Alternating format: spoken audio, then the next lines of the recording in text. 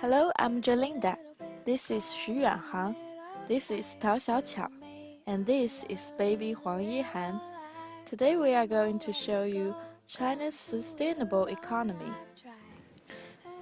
A State of the Nation report in 2014 shows the main three objectives in 2015 can be briefly concluded by three figures: 70% increasing in GDP, 3% increasing in CPI, and 10 million increasing of the employment. When considered about the economy, GDP is the primary issue taken into discussion, and it's clear that the expectation in GDP has changed from the previously 8% growth to now 7%. Under such a circumstance, a slight change in GDP growing does not only represent conservative attitude of the government, but also reveals the focus of the economy has risen from the growth itself to how to growing continually and continuable. That's what we call sustainable economy. The theory of sustainable economy was firstly proposed in 1972, and its basic goal is to prevent any development which could leave potential threats to the later generation. When it comes to China, it was immediately brought to the national strategy level.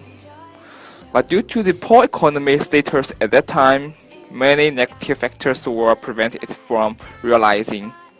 Since now we are getting better and better, the great goal has plenty of room to achieve.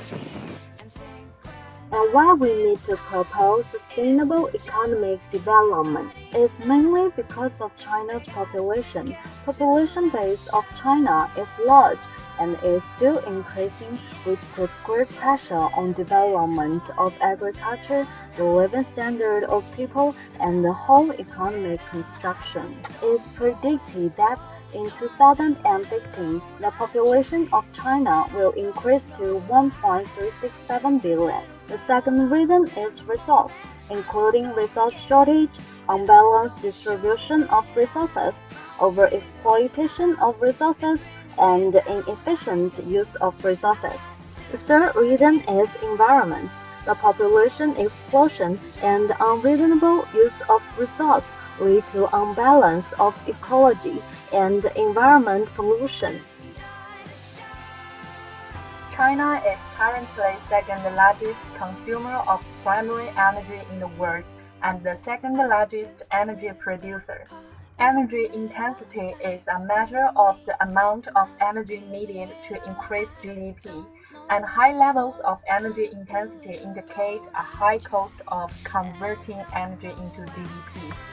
China aims to lower the efficiency measure by relying less on energy-intensive manufacturing, mostly powered by coal, which is causing massive health problems and has made China the world's biggest emitter of climate-changing greenhouse gases. The drop in energy intensity came as China announced its GDP growth in the 2014 fell to 7.4%, its lowest level since 1990.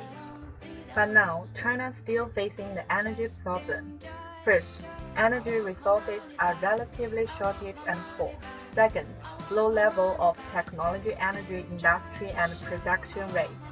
Third, energy development gradually transfers to the West China, which makes developing difficulty and expenses increases. Fourth, energy supply and demand tension. Fifth, low energy efficiency.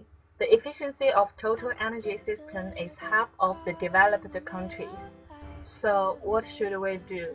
Look for alternative and renewable energy is a good way, such as oil shale, wind power, solar power, nuclear, hydroelectric power, coal-bed methane, biofuel, and so on. Well, that's all for our video. Thank you for watching. Created using Powtoon.